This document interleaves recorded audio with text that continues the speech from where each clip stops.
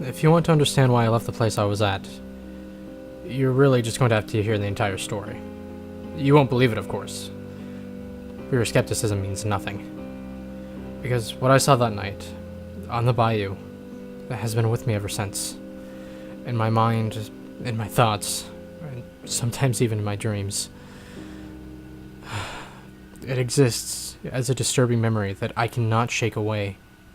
That will never go away, just so long as I live. It will be one of those things so terrifying that it'll still be just as keen in my mind on my deathbed as it was the day it occurred. But whether you believe me or not, I'll tell you anyway. If not only to serve as a warning, a plea for caution. If you ever find yourself near the swamps late at night,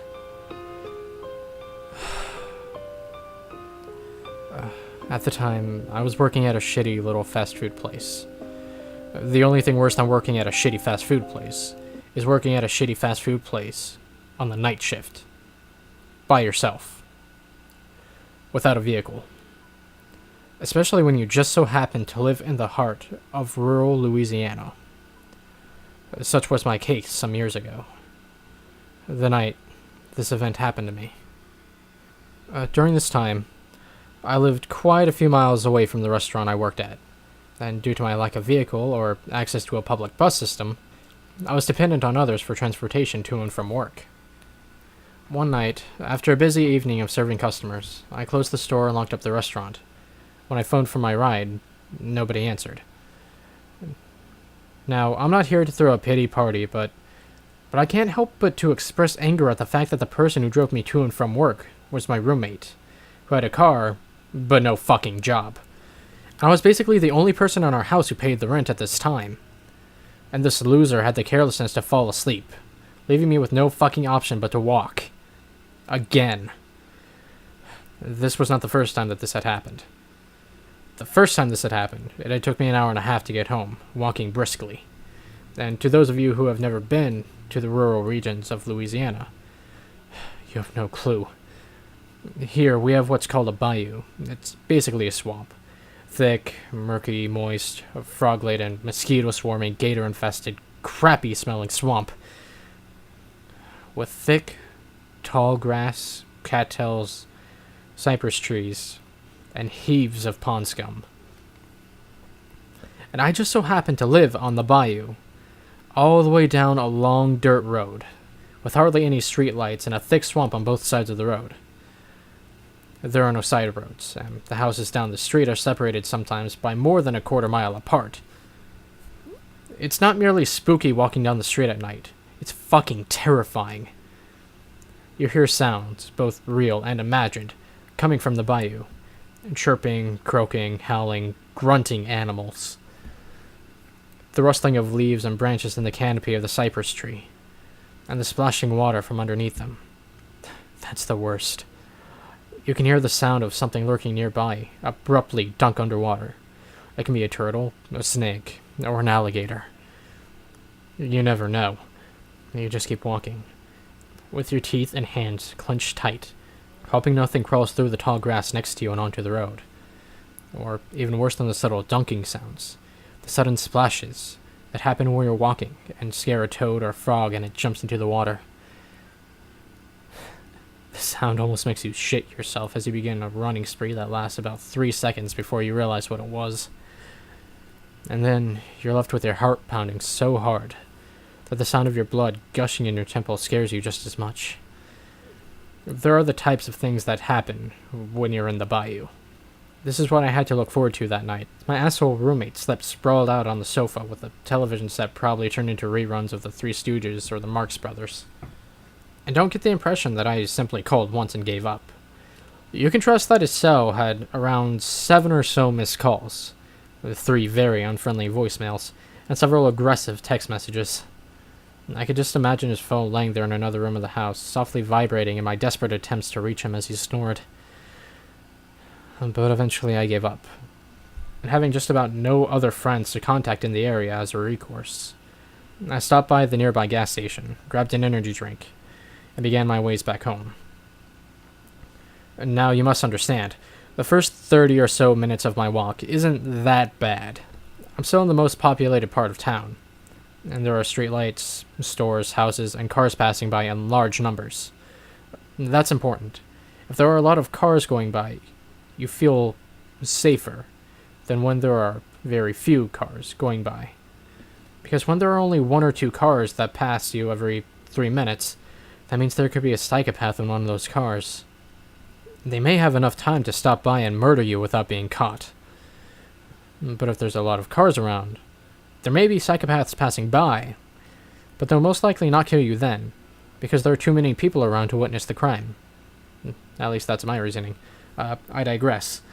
No psychopaths pull up next to me as I walked about this part of town. Next, there comes a time in my journey where I have to turn down several suburban neighborhoods and walk some streets to get where I'm going.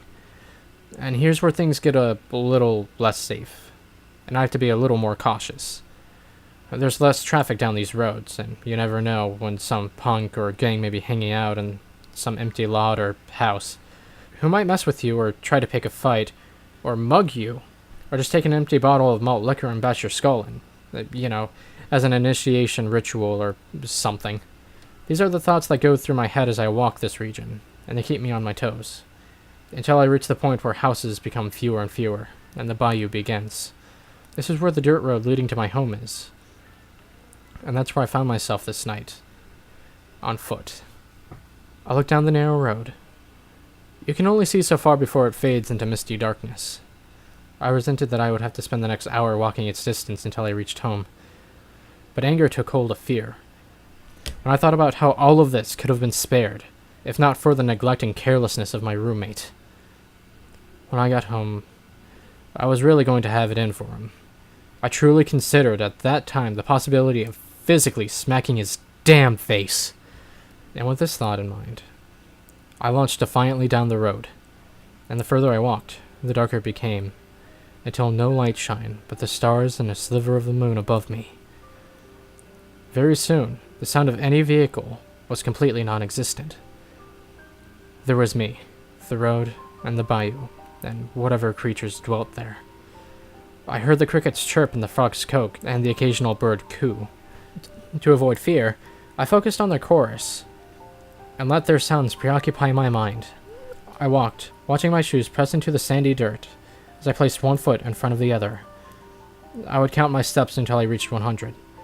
Then I'd begin again. I tried to lose myself in repetition. My shoes became damper and damper, and I felt the soles of my shoes become moist.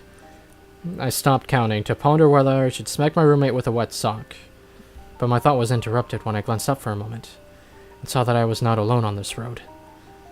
A sharp panic seized my heart, and I became very nervous. A long distance up ahead of me, I could discern the soft silhouette of a figure. It was so far away that I couldn't tell whether it was moving ahead or in my direction. I froze, and I could feel the blood gushing in my temples. What were the chances of there being some malicious punk wandering this street at night looking to rob me or pick a fight? This was the reassuring thought. This was the reassuring thought I had as I tried to convince myself that I was safe. I tried to keep calm, to not let my nerves get the best of me. I mean, whoever this was probably just as frightened of the prospects of me as I was of them. If they had already detected me, that is. I didn't know what to do. Run? There was only two directions. Continue walking? What were the risks? As I stood there, I saw that the figure was indeed moving in my direction, and its form became more defined.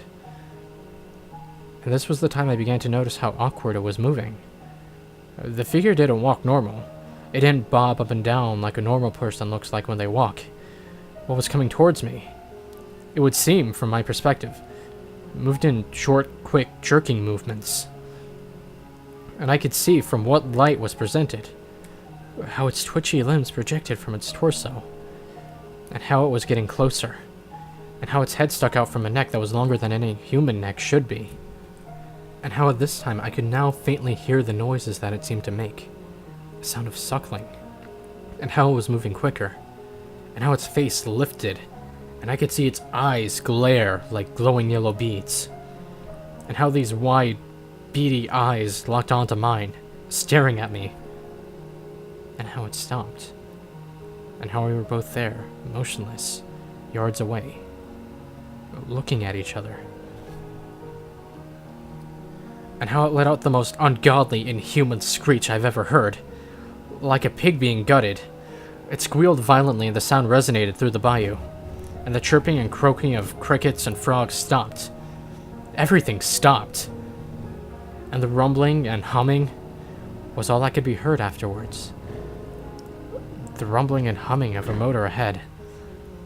A vehicle speeding towards us. Tires racing loudly. The thing in front of me hunched over and turned to see the headlights beaming our way. It hissed, getting down on all fours, only pausing for a moment to turn back towards me, gawking at me with its wide eyes before crawling hastily into the swamp. The vehicle that scared away the thing was my roommate's car. He never saw it, whatever it was, and I never wanted to see it again. I moved as soon as I could, and haven't been there since.